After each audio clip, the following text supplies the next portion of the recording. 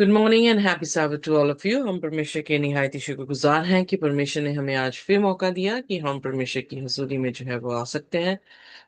All to the glory of God. ये जो है आज हमारे लेसन जो है वो आज का है। ये पांचवा लेसन है और दूसरी क्वार्टरली का, जिसका शीर्षक है पहला करंथियन और दूसरा करंथियन। और हम पौलुस की इस पत्री को देख रहे हैं जब पौलुस करंथियन की कलीसिया में कलाम सुना रहा है और मसीह की क्रूस को छोड़ और कोई कलाम नहीं सुनाया के जाएगा। जब वो स्थापित की गई और उसके बाद जो है उसके मसले जो हैं पौलुस को दिए गए, तो पौलुस ने खत के जरिए से, क्योंकि पौलुस जो है वो जेल में है, खत के जरिए से जो है उन तक ये कलाम जो है वो सुना रहा है। सबसे पहले हमने मसला देखा कि किस तरह से उनमें फूट थी, झगड़े थे और घम घमंड था उन झगड़ों में भी। और फिर उसके बाद सेक्सुअल इमोरालिटी जो है हमने 5 से 7 अध्याय में देखी। आज जो है हम 8 से 10 अध्याय जो है वो सीखने वाले हैं। इससे पहले कि हम आज का लेसन जो है वो सीखें, आइए अपने सिरों को झुकाएंगे और हम प्रार्थना में जाएंगे। हमारे आसमानी खुदावंद, हम आपके शुक्रगुजार हैं एक बार फिर। आपने जो दिन हमें बख्शा है जिसमें हम आपके सामने अपनी इबादत को रख सकते हैं, अपने सिरों को झुका सकते हैं और खुदावंद आपकी तारीफ कर सकते हैं।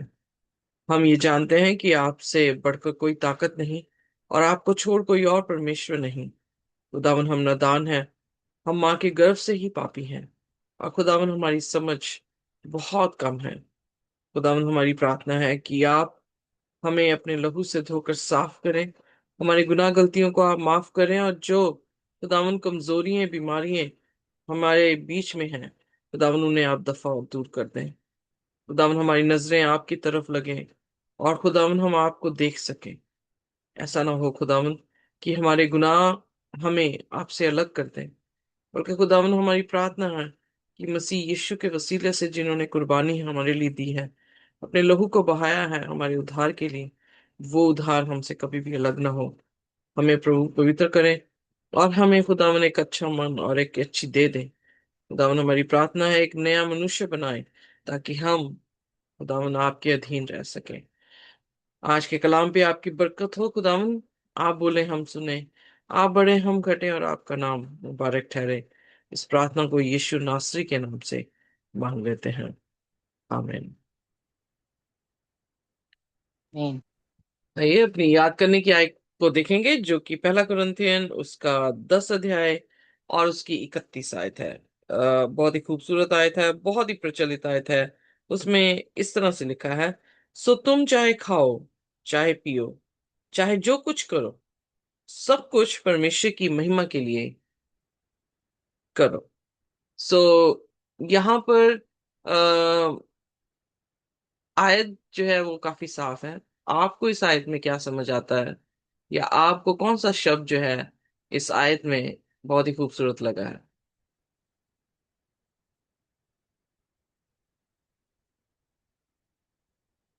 वॉट एवर यू डू, जो भी करो, do all to the glory of God. Yes, anything else? Thank you.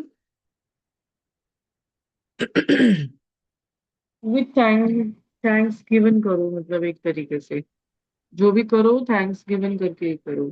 जो भी खाओ जो भी पियो, क्योंकि हर चीज में परमेश्वर की आशीष होती है। छोटी सी छोटी चीज में भी वो आशीषित करता है। तो उनका कहना ये है कि आप जो भी खाएं पिए उठे बैठे हर चीज में जो है वो परमेश्वर का धन्यवाद हो, कि धन्यवाद का बलिदान परमेश्वर को अच्छा लगता है।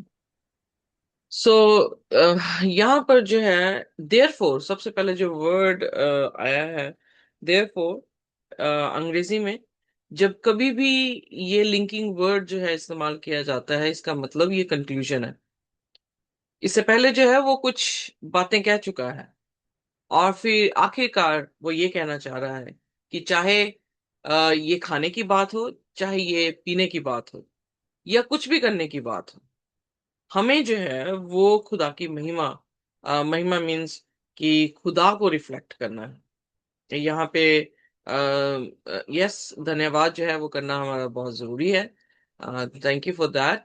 बट रिफ्लेक्ट करना खुदा को जो है अपने कामों के जरिए से, वो बहुत जरूरी है। सब उपदेशक उसका, अगर हम 12 अध्याय और उसकी 13-14 आयत जब हम पढ़ते हैं, तो वहां पर सुलेमान जो है वो देयरफॉर कर रहा है, कंक्लूजन दे रहा है। वहां पर भी जो है ये है कि सब बातों में ये बात जो है वो विशेष है, वो ये कि तुम परमेश्वर से डरो और उसकी आज्ञाओं को मानो, क्योंकि मनुष्य का प्रथम कर्तव्य जो है वो यही है। सो हम देख सकते हैं कि उस किताब में भी कंक्लूजन क्या है, कि दूसरे शब्दों में जो कुछ भी करो, आ नॉट दो, जो वहां पे बहुत स्पेसिफिक है कि उसकी आज्ञा को मानो। सो जो कुछ भी लिखा है, जो तुम करते हो, वो डेफिनेटली जो है वो खुदा को क्या करेगा, ग्लोरीफाई करेगा, या खुदा को रिफ्लेक्ट करेगा, या खुदा की तरबियत को रिफ्लेक्ट करे, या कह सकते हैं कि उसकी स्वरूप को जो है दिखाए। ये जो है वो निचोड़ पॉलुस दे रहा है। सो आज का जो लेसन है वो हम ऑलरेडी देख चुके हैं, जैसे मैंने कह भी दिया है कि जब पहला कुरिन्थियन उसका 7 अध्याय उसकी पहली आयत में लिखा, उन बातों के विषय में जो तुमने लिखी, ये अच्छा है कि पुरुष स्त्री को ना छुए। सो हमने पिछले हफ्ते देखा कि किस तरह से सेक्सुअल इमोरालिटी यानी व्यभिचार के बारे में जो है कुरिन्थियन की कलीसिया को जो है वो राय दे रहा है।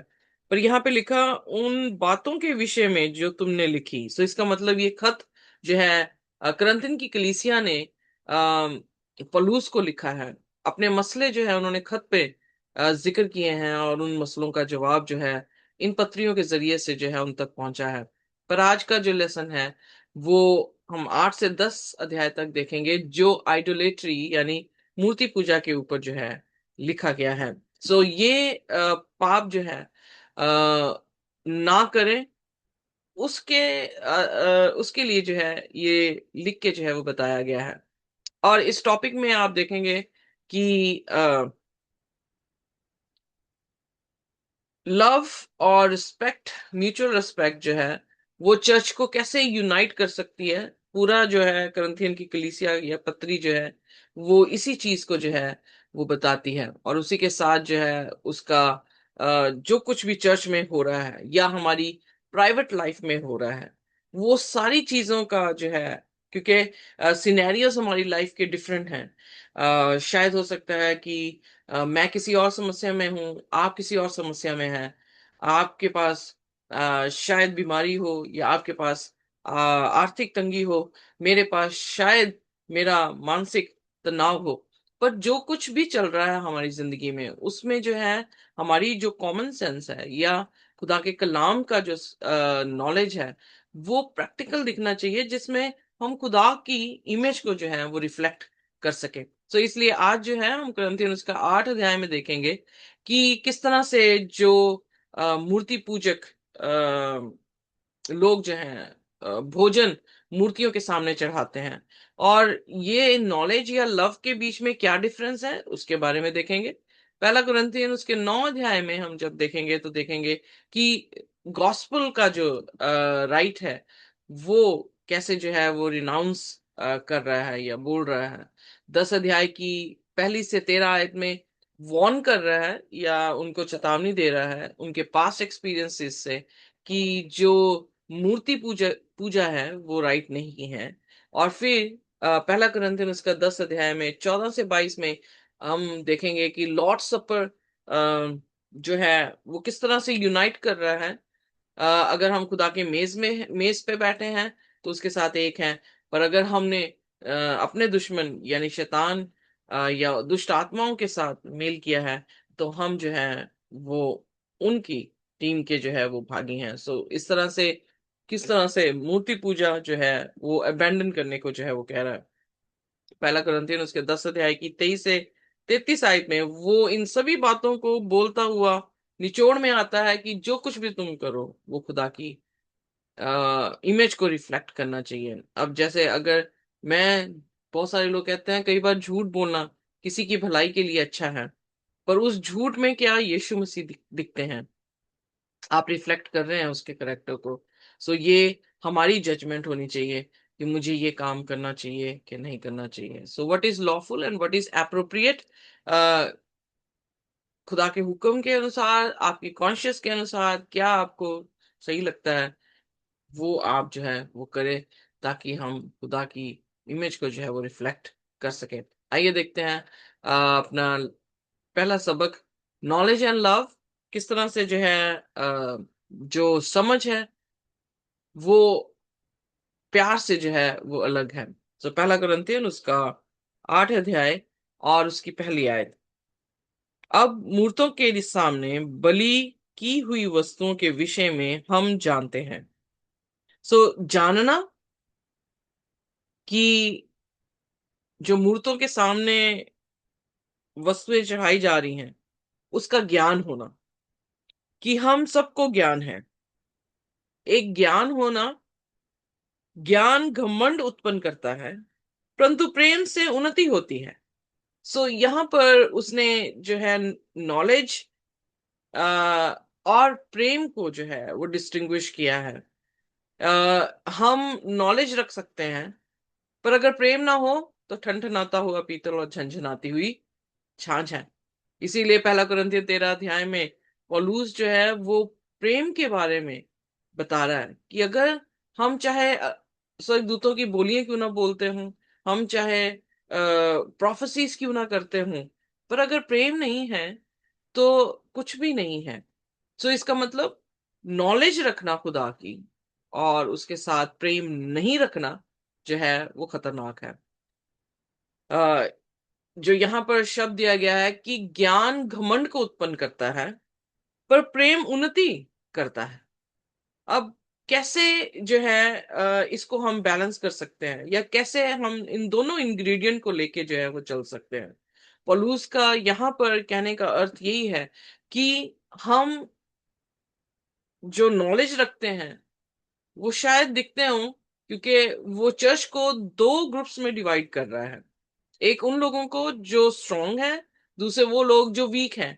अब किसके रिलेशन पे ये बात चल रही है? जो मूर्तियों के सामने वस्तुएं जो है वो रखी जाती हैं। जब हम 4 से 8 पढ़ते हैं तो वहां पे लिखा, सो मूर्तों के सामने बलि की हुई वस्तुओं के खाने के विषय में हम जानते हैं कि मूर्त जगत में कोई वस्तु नहीं और एक को छोड़ और कोई परमेश्वर नहीं। सो यहाँ पर हम देखते हैं कि जो स्ट्रांग है वो इस बात को जानते हैं कि मूर्तें कुछ नहीं है, ये कोई भगवान नहीं है, मिट्टी की बनाई हुई मूर्त है और इनके सामने अगर खाना रख भी देंगे तो वो नहीं खाएंगी। यद्यपि आकाश में और पृथ्वी पर बहुत से ईश्वर कहलाते हैं, जैसा कि बहुत से ईश्वर और बहुत से प्रभु हैं, पर साथ ही साथ में वो ये भी कह रहा है कि आ, बहुत सारे लोग सोचते हैं कि ये लोग जो हैं वो भगवान हैं। स्वार्थ नहीं, परंतु सबको ये ज्ञान नहीं। परंतु कितनों को अब तक मूर्त को कुछ समझने के कारण मूर्तों के सामने बलि की हुई को कुछ वस्तु समझकर खाते हैं और उनका विवेक निर्बल होकर अशुद्ध होता है। सो यहाँ पर हम देखते हैं कि दो तरह के लोग हैं, एक जो नॉलेज रख रहे हैं, दूसरी चीज दूसरे लोग जो हैं वो नॉलेज नहीं रख रहे हैं, प्रॉपरली नॉलेज नहीं है। कई बार पेशेंट जो है हमारे पास आते हैं और खास करके एक इंसिडेंट मुझे याद है कि पेशेंट जो है वो काफी कंफ्यूज था कि ये मेडिकेशन मुझे खानी चाहिए कि नहीं। वो विदाउट मेडिकेशन कुछ और थेरेपीज इस्तेमाल करना चाह रहा था कि उसकी जो ऑटो इम्यून कंडीशन है उसको जो है वो हील कर सके। और वो कुछ अपनी सेल्फ स्टडी कर चुकी थी कि ये मेडिकेशन के साइड इफेक्ट्स ये हैं, ये मेडिकेशन के साइड इफेक्ट्स हैं। तो जब मैंने उसकी सारी कन्वर्सेशन सुनी तो मुझे ये फील हुआ कि she is having only the half knowledge. वो प्रोफेशनल नॉलेज उसके पास नहीं है। उसके पास सिर्फ जो उसने सेल्फ स्टडी की है गूगल से, उससे जो भी उसे यू नो इंफॉर्मेशन मिली है, उस इंफॉर्मेशन के बेस पर जो है वो अपने डिसीजन जो है वो बना रही है। तो मैंने उससे कहा कि I am sorry to say but half knowledge is always dangerous. So इसलिए आपको पता नहीं है। और उसने ये कन्फेस किया अपनी बातों में कि वेल कौन सी कंडीशन है और किस कंडीशन में कौन सी मेडिकेशन जो है वो इफेक्टिव होती है, कौन सा पाथवे जो है वो डील करती है। तो definitely when you understand that you don't know the massive immunity, जब आप बिल्कुल मैसिव इम्यून सिस्टम को नहीं समझ पा रहे हैं, तो how can you make your decision. So फिर आपके पास, मैंने उसे कहा कि आपके पास प्रोफेशनल लोग जो है वो बैठे हैं, जो ये पूरे इम्यून सिस्टम को समझते हैं और उन्हें पता है कि कौन सी मेडिकेशन जो है किस कंडीशन के लिए जो है वो बेस्ट है और कैसे वो जो है इस चीज को रोक सकती है। तो then why we can't trust. Are you getting me? So church में भी यही प्रॉब्लम है। हम कई बार जो है अपने ही जो बचपन से सीखते आ रहे हैं, जो अपने चर्च जो है वो सिखाता आ रहा है, उसी पे स्टिक हो जाते हैं। और उतनी सी नॉलेज होने के कारण जो है हम किसी को भी जज कर देते हैं, किसी को भी जो है कुछ भी कह देते हैं। But we are suppose to grow every day. हमें जो है हर रोज सीखते रहना चाहिए और हर रोज खुदा के वचन से उन चीजों को जो है वो देखना चाहिए कि ये चीजें जो है जो हम न्यू न्यू सीख रहे हैं वो राइट है या नहीं है। सो स्ट्रॉन्ग अंडरस्टैंड करते हैं कि idols are nothing, for there is only one true God. पर जो वीक है वो ठोकर खा रहा है स्ट्रॉन्ग से, क्योंकि स्ट्रॉन्ग तो जानता है कि ये कुछ नहीं है, रोटी खा ली, उनके जो है वस्तुएं जो रखी हैं उसको जो है वो खा लिया। परंतु सबको ये ज्ञान नहीं साथ में वचन में। परंतु कितनों कितने तो अब तक मूर्त को कुछ समझने के कारण मूर्तों के सामने बलि की हुई को कुछ वस्तु समझकर खाते हैं और उनका विवेक निर्बल होकर अशुद्ध होता है। सो ये क्या कहने की कोशिश कर रहा है कि जब उन्हें अंडरस्टैंडिंग नहीं है और वो जब इसको खा लेते हैं तो वो सोचते हैं हमने पाप कर दिया, वी हैव सिन्ड। कई बार मैंने देखा है कि चर्च में जो है दो तरह के ग्रुप हैं। एक बहुत लिबरल हैं जो ये सोचते हैं कि विश्वास कर रहे हैं खुदा बहुत प्यार वाला है, खुदा सब कुछ जो है अपने नेचर के अनुसार देगा। कुछ जो है वो काफी लीगलिस्टिक हैं जो ये कहते हैं कि हमें जो है वो हुक्म जो है वो मानने चाहिए। वेल इन दोनों कैटेगरी में हम देखते हैं कि दोनों चीजें इकट्ठी चलती हैं कि खुदा का अनुग्रह भी है और खुदा के हुक्म भी जो है वो मानने चाहिए। बट कई बार जो है जो सैबत कीपर हैं, चाहे वो यहूदी हो चाहे वो क्रिश्चियंस हो, जो सैबत कीप करते हैं कई बार इतने रिजिड हो जाते हैं उस दिन को लेकर कि उस दिन की जो पर्पस है बिहाइंड उसको जो है वो भूल जाते हैं। यानी नॉलेज अप्लाई हो रही है कि सैबत है, हमें कुछ नहीं करना, हमने जो है चर्च जाना है, बट उसमें प्रेम जो है वो क्या हो जाता है, मिस हो जाता है। Are you getting?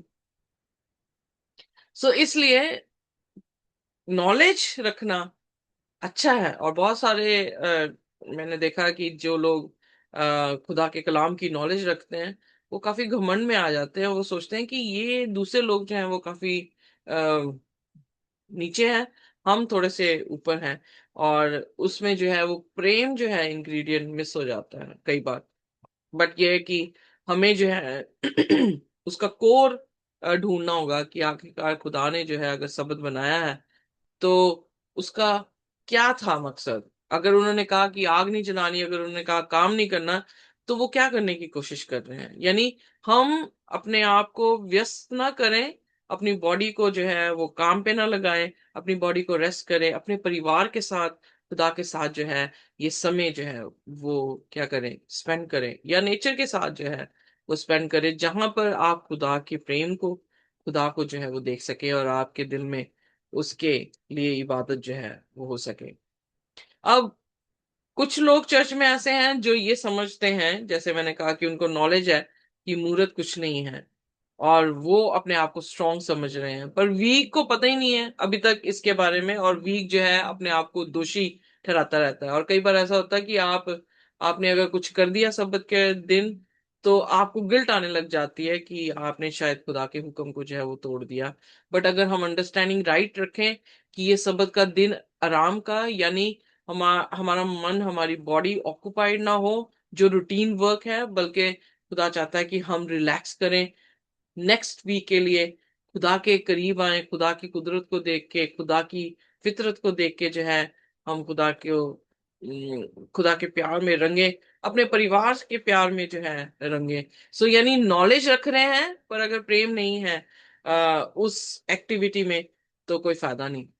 क्योंकि अगर इजराइलियों को देखें तो पास ओवर वो मना रहे हैं, मेमने को काट रहे हैं, सिर्फ खा रहे हैं, एक सोशल गैदरिंग अकेली कर रहे हैं, और उसमें कोर अंडरस्टैंडिंग नहीं है कि यीशु मसीह हमारे लिए मरा है, तो तब भी वो क्या हो जाएगा, व्यर्थ हो जाएगा।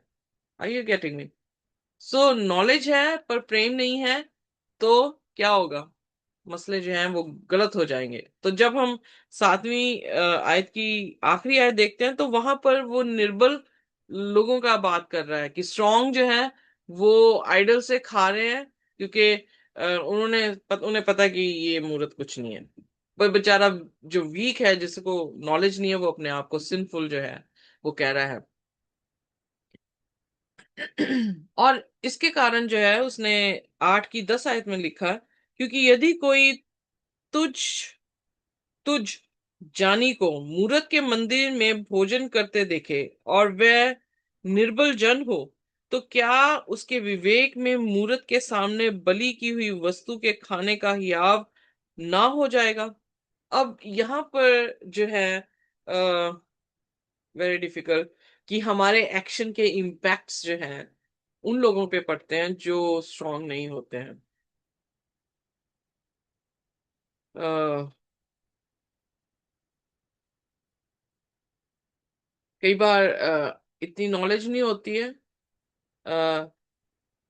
हम सभी जो है वो ग्रो हो रहे हैं, और हम शायद इस लेवल में हैं और दूसरा व्यक्ति शायद खुदा के कलाम के इस लेवल में पहुंच गया है। पर वो क्योंकि पहुंच गया, उसे अंडरस्टैंडिंग है कि ये चीजें इतनी मायने नहीं रखती, पर जो यहाँ इस लेवल पे है, वो सोचता है कि ये व्यक्ति जो है वो क्या है, ये गुनाह कर रहा है, और अगर ये कर सकता है तो हम भी कर सकते हैं। सो बहुत सारे लोग जो हैं, एल्डर हो या पासबान हो या विमेन मिनिस्ट्री की जो है वो लीडर हो, उनको जब देखते हैं कि हाँ उन्होंने ऐसा किया, उन्होंने वैसा किया, तो लोगों को क्या होता है कि हयाव हो जाता है कि वो भी कर सकते हैं। सो इसलिए यहाँ पर वो मेक श्योर कर रहा है कि पहली चीज कि ठीक है, जो स्ट्रांग है उन्हें पता है कि ये मूर्तियां कुछ नहीं है। फिर वो कह रहा है कि ठीक है, अगर तुमने वो खा लिया, तुम्हें पता है कि ये कंटेमिनेट नहीं हुआ, तुमने सिन जो है वो नहीं किया, you understand in that way. पर फिर वो यहाँ पर उस पॉइंट में, उस सिनेरियो में लेकर आ रहा है जहां पर तुमने तो ये सोचा कि कुछ नहीं किया तुमने गलत, पर जो व्यक्ति ये सोच रहा है कि तुमने गलत किया, उस पर इम्पैक्ट जो है वो कैसा पड़ा कि तूने उन उसको जो है वो गिरा दिया। सो वीक टू फॉल, या उसे ठोकर लगे, वैसा काम जो है तुमने कर दिया।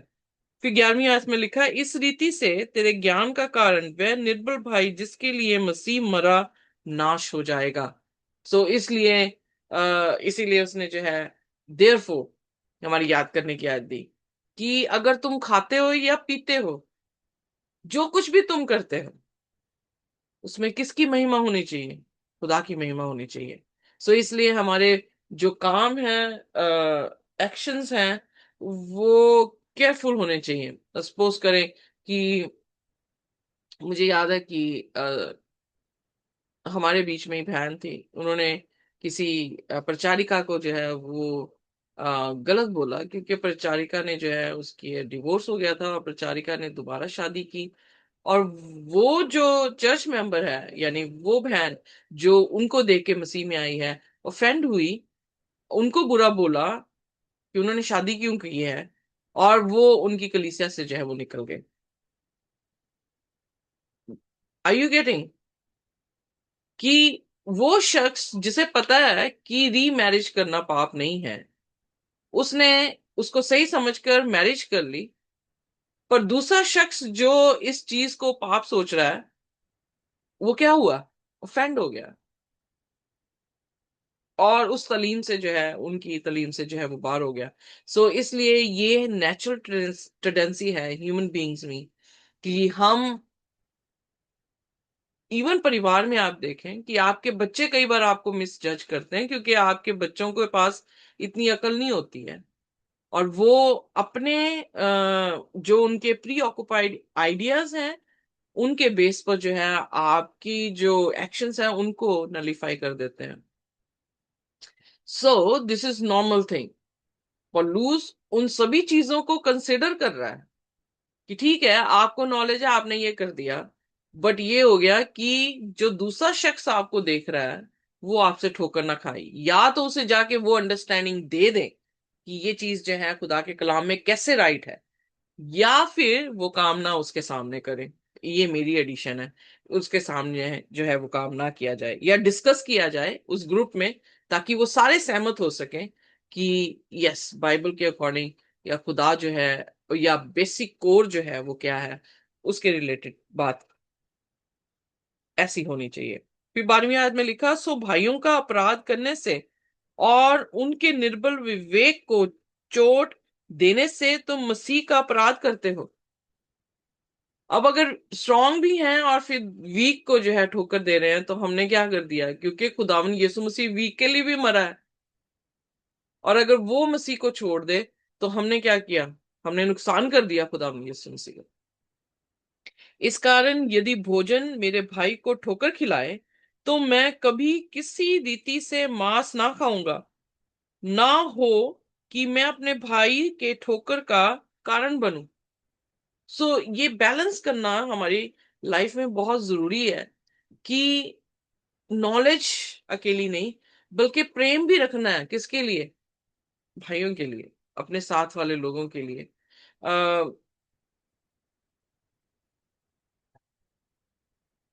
ताकि हम अपने हित की ना सोचें तो दूसरों की हित की सोच सके, सेल्फिश ना हो, बल्कि हमें सेल्फलेस होना चाहिए। जैसे खुदा से प्रेम करते हैं वैसे अपने भाई से भी अपने जैसा प्रेम कर सकें। ये सारे जो प्रिंसिपल हैं, बिब्लिकल प्रिंसिपल, उनको कंप्लीट कर रहा है। Amen? Amen. तो इसलिए इस सिनेरियो में भी जो है उसने इस ढंग से जो है वो बात की है, ताकि किसी भी तरीके से वो हुक्म खुदा का जो है वो टूट ना जाए, बल्कि बने। कई बार ऐसा होता है कि मुझे याद है कि 3 साल पहले जो है मेरे बच्चे कह रहे थे कि डिवोर्स जो है वो लॉफुल है। अब वैसे होना नहीं चाहिए डिवोर्स, पर अगर कुछ रीजन, जो खुदा यीशु मसीह ने एक रीजन दिया है कि अगर व्यभिचार में कोई पकड़ा जाता है तो आप डिवोर्स दे सकते हैं। तो अगर उस केस में, या फिर आपको बहुत अब्यूज किया जा रहा है, तो आप उस टॉक्सिक एनवायरनमेंट से निकलने के लिए डिवोर्स दे सकते हैं। But they were not agreeing that time, 3 साल पहले, कि औरत जो है वो दोबारा शादी कर सकती है। और मेरे पास भी आंसर नहीं था, टू बी ऑनेस्ट। तो मैं एग्री कर गई, ठीक है भी, डिवोर्स हो सकता है पर दोबारा शादी नहीं हो सकती। बट देन 3 साल के बाद जब बाइबल स्टडी हमने जो है वो करनी शुरू की, वर्स टू वर्स, तो बातें थोड़ी क्लियर होनी शुरू हुई कि अ, आखिरकार हमारी लाइफ का कोर रीजन क्या है? दुखी रहना, अकेले रहना। खुदावन ने मैरिज क्यों बनाई थी? ताकि हम जो है इकट्ठे रह सके, या हस्बैंड वाइफ जो है वो बन सके। सोशल मकसद था, और वननेस का मकसद था। तो जब कोई भी इंसान जो है अकेला है, तो क्या खुदा खुश होगा उस इंसान को सोसाइटी में अकेला देख के? कि खुदा की इच्छा होगी कि वो इंसान जो है यूनाइटेड हो किसी के साथ? या फिर जब शैतान के कब्जे में हम होते हैं, खुदा हमें उस टॉक्सिक एनवायरनमेंट से आजाद करता है, तो क्या फिर वो दोबारा मसीह के साथ शादी करने की जिक्र जो है वो नहीं कर रहा? मसीह जो कि गुड इन्वायरमेंट को दिखा रहा है, उसके साथ यूनाइटेड होने की बात नहीं कर रहा है। फिर उसके बाद बाइबल में जो है मत्ती उसके 5 उसकी 32 आयत में, if I am not mistaken, वहां पे लिखा है कि अगर कोई आदमी स्त्री को छोड़ता है तो वो उसको मजबूर कर रहा है, ही कॉजथ हर टू डू अडल्ट्री। तो आदमी के छोड़ने से औरत निर्बल होती है, या औरत के पास कोई सिक्योरिटी नहीं होती है, तो वो क्या करेगी? वो किसी के पास जो है वो जाएगी। तो खुदा व्यभिचार ना करने की बजाय पौलुस भी 7वें अध्याय में क्या कर रहा है? बेटर तुम शादी कर लो। So you know what I mean to say is कि हम कई बार उस कंसेप्ट को अच्छी तरह से नहीं समझ पाते हैं। तो क्या करना चाहिए? डिस्कस करना चाहिए उस फैमिली, अपने फैमिली से। तो जो बैठ के हमने डिस्कस किया कि ये कंपोनेंट है, वो कंपोनेंट है, पर्पस क्या है खुदा का इंसान को बनाने के लिए, और उस पर्पस में खुदा क्यों ऐसा चाहेगा कि इंसान अगर डिवोर्स कर रहा है तो दोबारा मैरिज ना करे? क्या रीजन हो सकता है? कोई रीजन नहीं है। तो जब डिस्कस किया तो फैमिली एग्री हुई कि नहीं, रीमैरिज हो सकती है। सो उसी तरह से, ताकि वो ठोकर ना खाएं और खुदा को छोड़ के ना चले जाएं, बेटर है कि क्या किया जाए? डिस्कस जो है एक टेबल पे बैठ के जो है किया जाए। इसीलिए यीशु मसीह ने कहा, आओ हम वाद विवाद करें। यशायाह उसका पहला उसकी 18 आयत में, अगर तुम्हारे किरमची रंग के भी गुनाह क्यों ना हो तो मैं उसे क्या कर दूंगा? साफ कर दूंगा। सो यहाँ पर जो राइट ऑफ द गॉस्पल है उसके बारे में फिर उसने जिक्र किया, पहला कुरिन्थियन उसका 9 उसकी 14 आयत में। इस रीति से प्रभु ने भी ठहराया कि जो लोग सुसमाचार सुनाते हैं उनकी जीविका सुसमाचार से हो। अब यहाँ पर मसला ये था कि जो कलाम सुना रहे हैं उनकी रोटी कैसे चलनी चाहिए। तो उसने जो है यहाँ पे जिक्र किया कि गॉस्पेल सुनाने से ही उनका जो है वो क्या हो, रोटी जो है, जीविका जो है चलनी चाहिए। और यहाँ पर 3 राइट्स दिए हैं out of love for the weak, जो कमजोर हैं। पहला कुरिन्थियन उसका 9 उसकी 4 में लिखता है, आ, क्या हमें खाने पीने का अधिकार नहीं? अब राइट है उन लोगों का भी जो प्रचार कर रहे हैं जीने का। हम कई बार जो है अपने प्रचारकों को, जैसे मैंने अभी उदाहरण भी दी है कि प्रचारिका ने जो है दोबारा शादी की तो ऑफेंड होगी कलीसिया, कलीसिया जो है छोड़कर, संगति उसकी छोड़कर जो है वो चली गई, बिकॉज दे थॉट कि उसने जो है वो पाप किया है। पौलुस कह रहा है कि जो प्रचारक हैं, क्या उन्हें खाने पीने का अधिकार नहीं है? क्या उन्हें जीने का अधिकार नहीं है? मैं अपने शब्दों में बोल रही हूँ। सो यहाँ पर चर्च सपोर्ट करे, आ, ये जो है वो बात सामने रख रहा है। और चर्च की सपोर्ट पास्टर को और इवन पास्टर की वाइफ को मिलनी जो है वो बहुत जरूरी है। 5वें वचन में लिखा है, क्या हमें यह अधिकार नहीं कि किसी मसीह बहन को ब्याह कर के कर के लिए फिरे,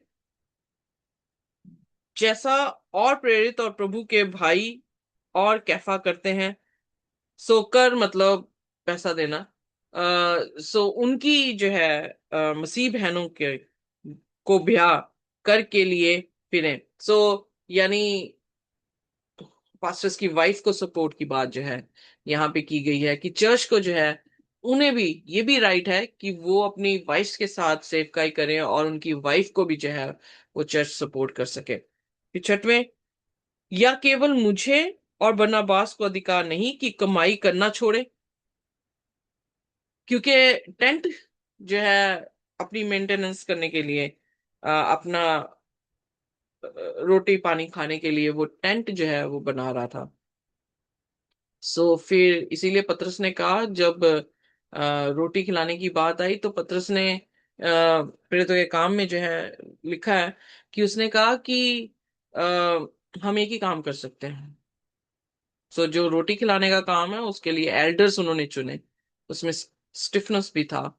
और उन एल्डर्स को जो है ये काम दिया गया कि वो लोगों को जो है वो भोजन दें जब वो प्रचार सुना चुके हों।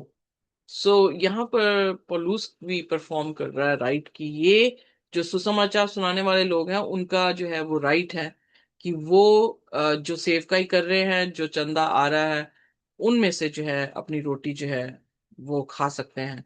और उसने बरनबास और अपना जिक्र किया है, या केवल मुझे और बरनबास को अधिकार नहीं कि कमाई करना छोड़ें, कि वो भी जो है टेंट बनाना छोड़ दें और जो है वो क्या करें, खुदा के दानों से जो है अपनी रोटी को जो है करें। और जब हम लूका उसका 10 उसके साथ में पढ़ते हैं, तो वहां पर भी यीशु मसीह ने जो है यही प्रिंसिपल दिया है कि जो खुदा की सेवा करे वो उसी में से जो है वो खाएगा। इनफैक्ट जब बनी इज़राइल को लेवियों के घराने को हम देखते हैं, तो लेवियों के घराने को कोई भी जमीन नहीं दी गई थी कि वो खेती बाड़ी करें। उनका जो कमाई थी, जो दान 12 गोत्र लेकर आ रहे हैं हैकल में, उनमें से ही उनकी जो है वो खाने पीने का इंतजाम था। सो खुदा का प्रिंसिपल है कि जो इंसान सेवा कर रहा है खुदा की, वो उसी सेवकाई से जो है वो खाएगा। और इनफैक्ट अगर हम कमा के भी, जैसे पौलुस जो है टेंट बनाकर भी अगर खुदा की सेवा कर रहा है, तो हम वो भी जो है वो कर सकते हैं। और फिर उसने यहाँ पे ये भी क्लियर किया कि उनकी पत्नियों को भी जो है वो सपोर्ट दी जाए। फिर उसके बाद लेसन फ्रॉम द पास्ट, जब हम 10 अध्याय में आते हैं, तो बहुत ही खूबसूरत अध्याय है, क्योंकि वहां पर आप देखेंगे कि 10वीं की 7वीं आयत में लिखा, और ना तुम मूरत पूजने वाले बनो जैसे कि उनमें से कितने बन गए थे, जैसा लिखा है कि लोग खाने पीने बैठे और खेलने कूदने उठे। सो यहाँ पर हम देखते हैं कि अम, खाने पीने का मैटर जो है वो काफी सीरियस है। क्योंकि हम जब 4 जन मिलके बैठते हैं, तो हम क्या खाते हैं, क्या पी रहे हैं। कई बार जो है पार्टीज में ड्रिंक जो है वो सर्व होती है, तो लोग जो है वो ड्रिंक करते हैं, या शादियों में ड्रिंक करके उसके बाद हल्ला गुल्ला जो है वो करते हैं, या लड़ाई झगड़ा जो है वो करते हैं। सो इसलिए डू नॉट बी आइडोलेटर, यहाँ पे वो लिखा कि हम मूर्ति पूजक ना बने जैसे कि उनमें से कितने बन गए थे। अब कौन है जो बन गए थे? पास्ट एक्सपीरियंस जो है वो बता रहा है।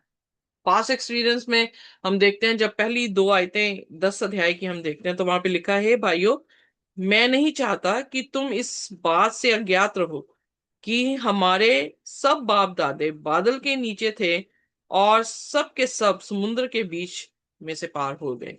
सो यहाँ पर वो पास्ट एक्सपीरियंसेस को उनके सामने लेकर आ रहा है। और ये जो है आज हमारे, जैसे वो बादलों में से होके गुजरे, जैसे दूसरी आयत में लिखा है, और सबने बादल में और समुद्र में मूसा का बपतिस्मा लिया। सो आज हम अगर बपतिस्मा ले रहे हैं पानी में, तो वो पुराने हमारे बाप दादों का भी जिक्र कर रहा है कि उन लोगों ने कैसे बपतिस्मा लिया, मूसा का बपतिस्मा, मूसा के जरिए से बपतिस्मा लिया, कि उन्हें जो है वो लाल समुद्र के बीच में से होकर जो है वो गुजरे हैं। सो उनके पास एक्सपीरियंसेस जब हम 3 से 4 में देखते हैं, तो वहां पे लिखा है, पहला करंथियन 10 अध्याय की 3-4, और सब ने एक ही आत्मिक भोजन किया। सो खाने की बात की गई है, क्या खा रहे हैं हम? क्या वो खुदा की महिमा को, खुदा की सूरत को रिफ्लेक्ट कर रहा है? सो उन्होंने क्या किया था, उन्होंने एक ही आत्मिक भोजन जो है वो किया था। और हम जानते हैं कि मन्ना जो था उनको दिया जा रहा था, और सब ने एक ही आत्मिक जल पिया है, क्योंकि वह सब आत्मिक चट्टान से पीते थे और उनके साथ साथ चलती थी, और वह चट्टान मसीह था। सो हम देख रहे हैं कि आज हम भी बपतिस्मा ले रहे हैं, आज हम भी लॉर्ड सपर में बैठते हैं, तो हम उसके बदन को, जो कि भोजन है, और उसके खून को जब पीते हैं, जो कि सीरा होता है, उसके खून को दिखाता है। तो पुराने टाइम में हम बनी इज़राइल, हमारे बाप दादे भी जो है वो क्या कह रहा है कि इसी तरह से मन्ना खा रहे थे, और चट्टान से जो पानी पी रहे थे वो भी क्या था? प्रभु यीशु मसीह जो है। सो हमें अपने पास से भी जो है वो सीखने की जरूरत है। तो वहां पर 5 से 10 आयत में इस तरह से लिखा, परंतु परमेश्वर उनमें से बहत्तरों से प्रसन्न ना हुआ, इसलिए वह जंगल में ढेर हो गए। और ये बातें हमारे लिए दृष्टांत ठहरी कि जैसे उन्होंने लालच किया, वैसे हम बुरी वस्तुओं का लालच ना करें। और ना तुम मूरत पूजने वाले बनो जैसे कि उनमें से कितने बन गए थे, जैसा लिखा है कि लोग खाने पीने बैठे और खेलने कूदने उठे। सो यहाँ पर हम देखते हैं कि पुराने जितनी भी हमने 5 अध्याय पुस्तकों में जब जिक्र पड़ा है बनी इज़राइल का, तो किस तरह से उन्होंने बछड़ा बनाया, किस तरह से उन्होंने जो है वर्शिप की, जब हारून के जरिए से बनवाया गया। फिर हम देखते हैं किस तरह से बलाम ने जो है बालक को ये राय दी कि वो अपने यूथ को उनके डेरे में भेजे, और इज़राइल के यूथ ने जो है वो मूर्तियों की पूजा की और कैसे वो ढेर हो गए। सो कहने का अर्थ है कि हमें भी वो सारी अपॉर्चुनिटी दी जा रही हैं, हमारे पास भी कलाम है, हमारे पास भी यीशु मसीह है, पर हमें क्या सतर्क रहना चाहिए कि जो पुराने समय में हमारे बाप दादों ने पाप किया है, हम वैसा पाप ना करें। सो क्या खा रहे हैं हम, क्या पी रहे हैं, हमें ज्ञान होना चाहिए कि वो खुदा के गॉस्पल को जो है वो चेंज ना करे। सो ये पावरफुल एडवाइस है कि इफ यू थिंक, आइए देखते हैं उसकी 12वीं आयत में लिखा, इसलिए जो समझता है कि मैं स्थिर हूं वह चौकस रहे कि कहीं गिर ना पड़े। सो कई बार हम ये सोचें कि हम बाइबल में स्ट्रांग हैं, पर हम क्या हो सकते हैं, गिर सकते हैं। यीशु मसीह की उपस्थिति बनी इज़राइल के साथ सुबह और शाम चल रही थी, पर वो भी लोग जो हैं वो ढेर हो गए, उनसे खुदा ना मतलब अप्रसन्न हुआ, क्योंकि उन्होंने क्या किया, सब कुछ खाते हुए भी उन्होंने चीजों का लालच किया, उन्होंने मूर्ति पूजा की, उन्होंने सेक्सुअल इमोरालिटी की, जिसके कारण जो है वो ढेर हुए। सो हमें भी सतर्क रहना चाहिए, जो लेसन्स हमें पास से मिले हैं उनसे सीख ले, ताकि हम जो ये समझते हैं कि स्थिर है वो किसी भी तरह से गिरे ना। जब हम 14 से 22 आयत तक देखते हैं, तो हम ये देखते हैं 14 आयत में लिखा है, 10 अध्याय की, पहला करंथियन उसका 10 अध्याय में, इस कारण हे प्यारे मूर्ति पूजकों से बचे रहो। प्यारो, मूर्ति पूजकों से बचे रहो। सो यहाँ पर जो है उसने फिर एक्सप्लेन दोबारा से किया, देयरफॉर, जो इंग्लिश का लिंकिंग वर्ड है, इसका मतलब फिर दोबारा से कंक्लूजन में आ रहा है कि मेरे प्रियो जो चर्च के लोगों, तुम मूर्ति पूजा से जो है वो बचे रहो। 20 आयत में लिखता है कि नहीं, वरन ये कि अन्य जाति जो बलिदान करते हैं वह परमेश्वर के लिए नहीं परंतु दुष्ट आत्माओं के लिए बलिदान करते हैं, और मैं नहीं चाहता कि तुम दुष्ट आत्माओं के सहभागी हो। यहाँ पर वो मूर्ति पूजा को क्यों अबैंडन करने को कह रहा है। कई बार जो है हम मूर्ति पूजकों को भी अबैंडन कर देते हैं। Murti puja is a act, but the people those don't know, वो लोग जिन्हें नहीं मालूम है, हम उन्हें भी तर्क देते हैं, उनके और अपने बीच में इतनी बड़ी दीवार, जैसे कि सामरी औरत और यहूदियों के बीच में दीवार देखी गई है। दूसरी बात, जब सामरी ने सहायता की जो डाकू और चोरों से घात किया गया था, वहां पर भी हम देखते हैं कि यहूदी उस मरे हुए को बचाना नहीं चाह रहे, पर सामरी आके बचा रहा है। सो दीवार एक ऐसी खड़ी की गई थी। वो दीवार क्यों खड़ी करी गई थी, क्योंकि सामरी जो थे वो मूर्ति पूजक थे। मूर्ति पूजा को अबेंडन करने के लिए कहा गया है, मूर्ति पूजकों को नहीं। उनके साथ अगर आपके पास नॉलेज है और आप प्रेम नहीं कर पा रहे हैं उनको, या नहीं करते हैं उनको, तो गॉस्पल कंप्लीट नहीं होगा। एक्ट ना करें जैसे वो कर रहे हैं, पर उन लोगों से प्रेम करें जैसे खुदा ने हम सबसे प्रेम किया, कि जब हम पापी में थे वो हमारे लिए क्या हुआ, कुर्बान हो गया।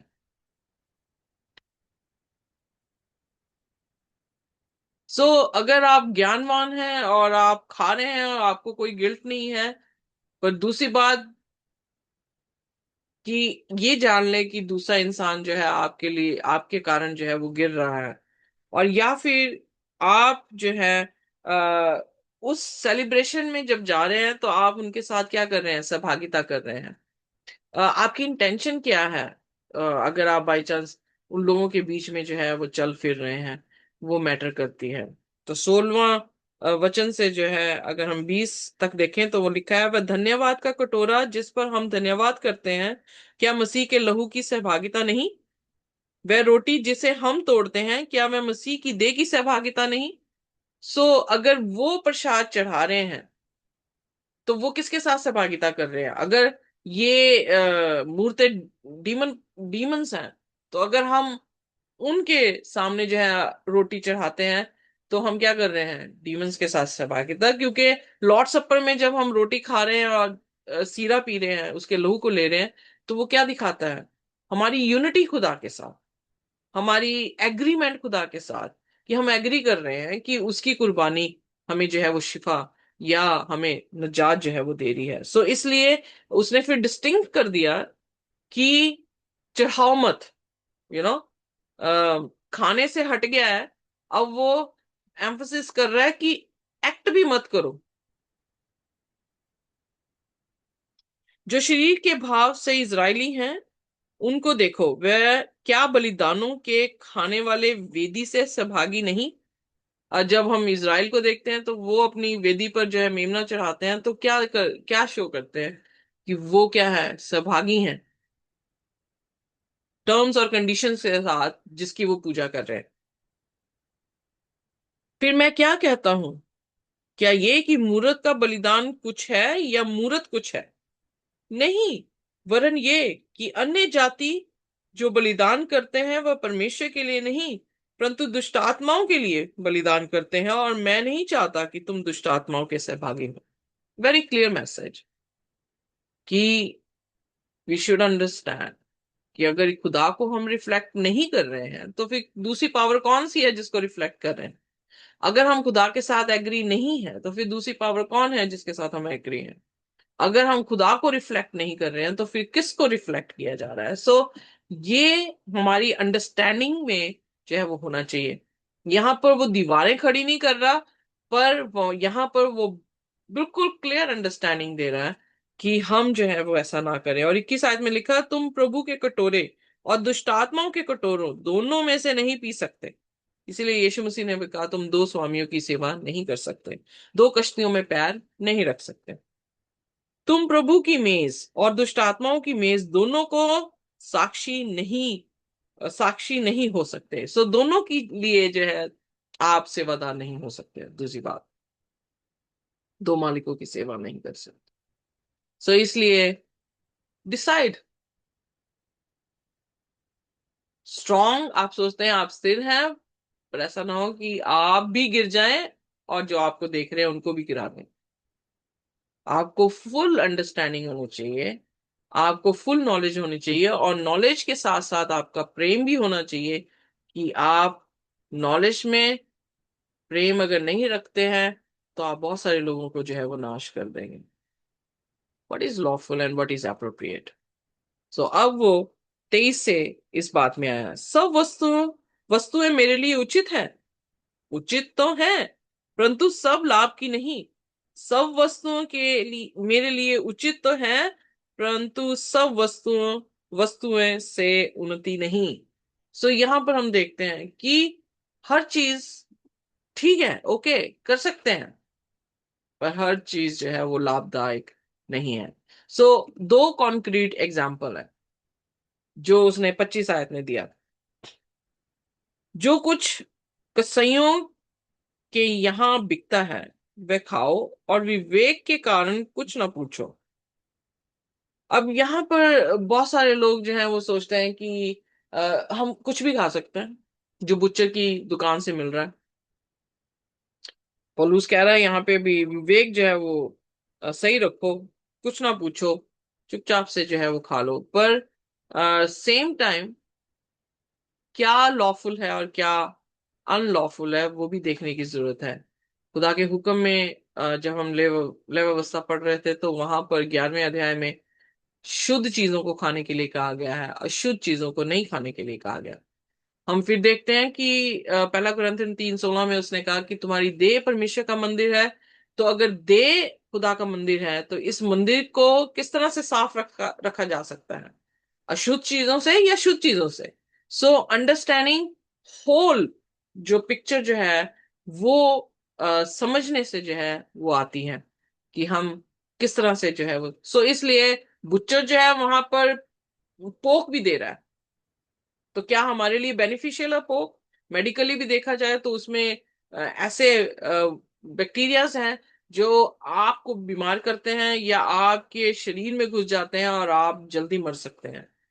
दूसरी बात उसमें इतना फैट है कि अगर आप खाते हैं तो वो फैट आपकी जो है वो आर्टरीज में, वेन्स में जो है वो चिपकेगा, आपके दिल में जो है वो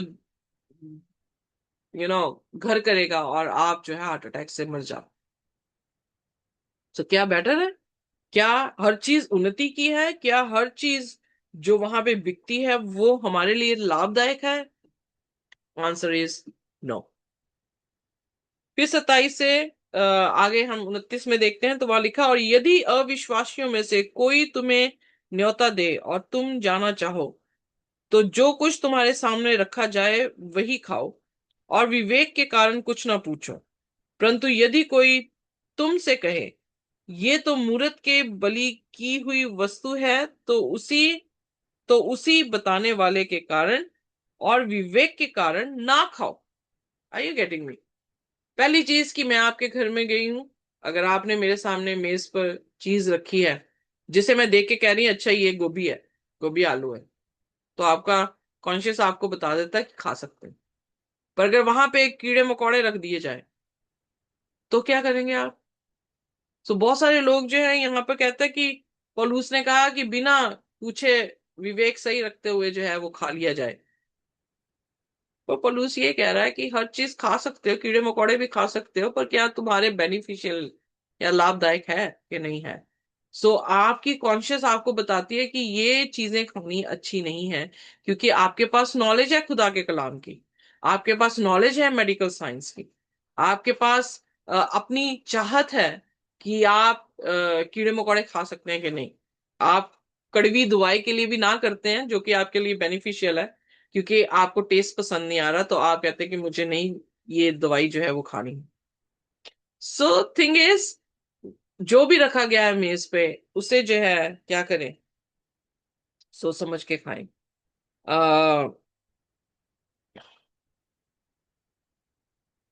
सो अगर किसी ने ये कह दिया है कि ये प्रसाद है, तो फिर क्या करें जब आपको सच्चाई पता लग गई है?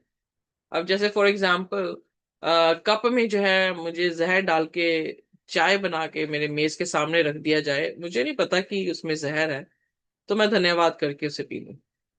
पर अगर मुझे ये पता लग जाए या कोई आके ये बता दे कि इस शख्स ने इस चाय में जहर घोला है, तो am I unwise if I take that cup and drink? मुझे कोई समझदार कहेगा कि मैं उस कप को पी जाऊं? सो मत करो, ये कहने की कोशिश कर रहा हूं। तीसरी चीज जो है हम देखते हैं उसके बाद आगे। और यदि मैं धन्यवाद करके साक्षी होता हूं, तो जिस पर मैं धन्यवाद करता हूं उसके कारण मेरी बदनामी क्यों होती है? सो यहाँ पर वो ये प्रश्न पूछ पूछ के आंसर जो है वो मांग रहा है हमसे, कि जब मुझे पता है कि इसमें ये जो है वो बलि के सामने वस्तु है, तो उनके विवेक में ना खाऊं। मेरा मतलब तेरा विवेक नहीं, परंतु उस दूसरे का आ, भला मेरी स्वतंत्रता दूसरे के विचार से क्यों परखी जाए?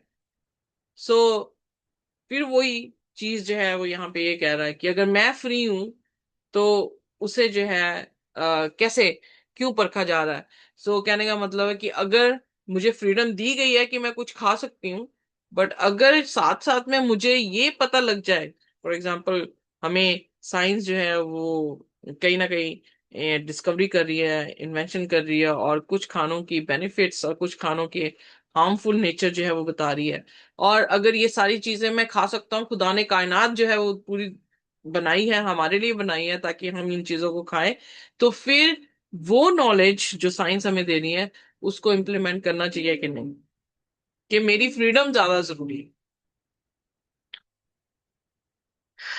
इसलिए वो कहता है 31 आयत में, Therefore, जो कुछ भी तुम खा रहे हो, जो कुछ भी तुम पी रहे हो, क्या वो प्रभु यीशु मसीह को दिखा रहा है या नहीं दिखा? 32 में लिखा, तुम ना यहूदियों ना यूनानियों और ना परमेश्वर की कलीसिया के लिए ठोकर के कारण बनो। सो इसमें कोई जात नहीं, इसमें कोई रेस नहीं, इसमें कोई रंग नहीं।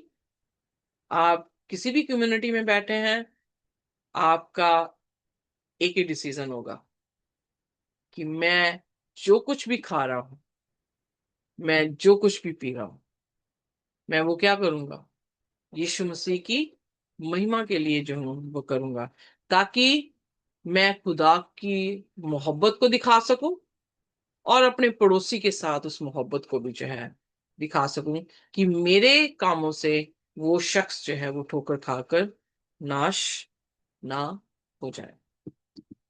तो इसलिए therefore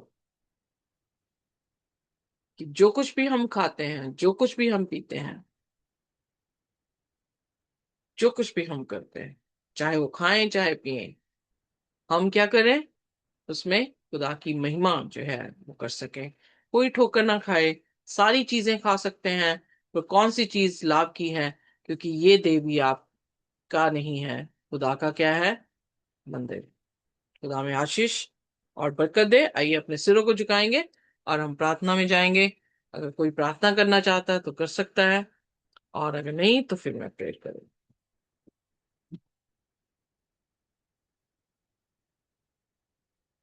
हमारे स्वर्गीय खुदावन, हम आपके शुक्रगुजार हैं, धन्यवाद करते हैं प्रभु इस समय के लिए जो आपने हमें दिया। सचमुच में खुदावन, हम जो कुछ भी करते हैं, चाहे खाएं चाहे पिएं, चाहे कुछ भी करें, खुदावन हमारी कुव्वत और ताकत आप बने, ताकि हम आपको दिखा सके। जो कुछ भी खुदावन आपने हमें आज तक दिया है, आपने बेहतरीन दिया है। और खुदावन, हमारी ये आशा है कि आप आने वाले समय में भी बेहतरीन देंगे। वो सब चीजें हम कर सकें जिससे हमारी देह आपका मंदिर बना रहे, और खुदावन हर पवित्र चीज इस मंदिर में शामिल होती रहे। हमें भी पवित्र करें, और हमारे खान पीन को भी, हमारी सोच को भी, हमारे देखने को भी, हमारे सुनने को, हमारी जुबान को जो कि गेटवेज है, खुदावन इनको पवित्र करें, और दिल में भी जो इंटेंशंस हम रखें वो भी पवित्र हो। इस प्रार्थना को यीशु के नाम से मांगते हैं, आमीन। आमीन। खुदा की शांति और उसका इत्मीनान और उसका अनुग्रह हमारे साथ जब तक हम प्रभु यीशु मसीह को रूबरू ना देख लें, इसी तरह से बना रहे। आमीन। आमीन।